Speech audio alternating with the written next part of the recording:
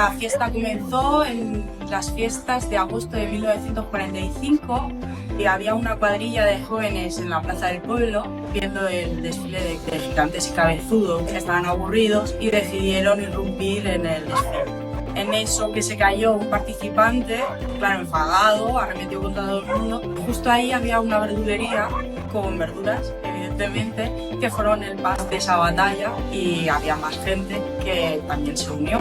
Eso terminó con la policía, pero al año siguiente esos mismos jóvenes decidieron llevarse sus propios tomates y año tras año pues hacían lo mismo, así hasta que sin saberlo se convirtió en una fiesta y en una tradición reconocida internacionalmente. La fiesta comienza con el sonido de una carcasa, ¿vale? A las 12 del mediodía, dura 1 hora. En esa hora, bueno, cuando comienza, entran 6 camiones repletos de tomate que los van repartiendo durante todo el recorrido en distintos puntos, ¿vale? Para que así puedan participar todos los visitantes que vengan y toda la gente que haya. Una vez repartido y esos camiones ya han salido, pues la gente lo que hace es lanzarse tomates como si no hubiera un mañana, disfrutar de la fiesta, rebozarse en el río de tomate que se crea y a la hora termina con otra carcasa y ya todo el mundo se va a la ducha.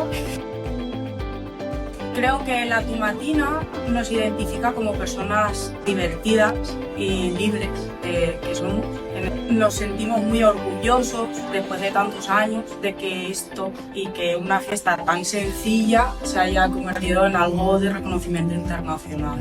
En 2013 se decidió crear esa tomatina para que los más pequeños pudieran participar, ya que en la grande por motivos de seguridad no pueden. Es la misma dinámica pero para los más pequeños, en miniatura. Una fiesta que invita a desconectar de la rutina. Durante 1 hora puedes desinhibirte, dejarte llevar por la adrenalina, por el color. Creo que es una experiencia que todo el mundo debe vivir alguna vez. Viene por la idea de desestacionalizar la fiesta y poderla revivir de manera virtual los 365 días del año. El resto del año podemos disfrutar de parajes naturales en los que se puede practicar senderismo y en algunos de ellos incluso escalada. Buñol también apuesta mucho por la cultura, como nuestras bandas.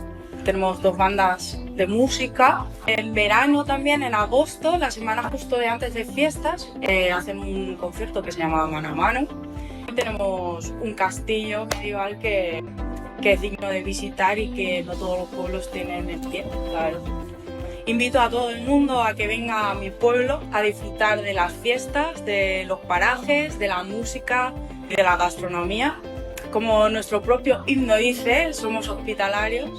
Estamos encantados de que vengan a vernos y que disfruten con nosotros de nuestras costumbres, nuestro pueblo, que es un orgullo para nosotros.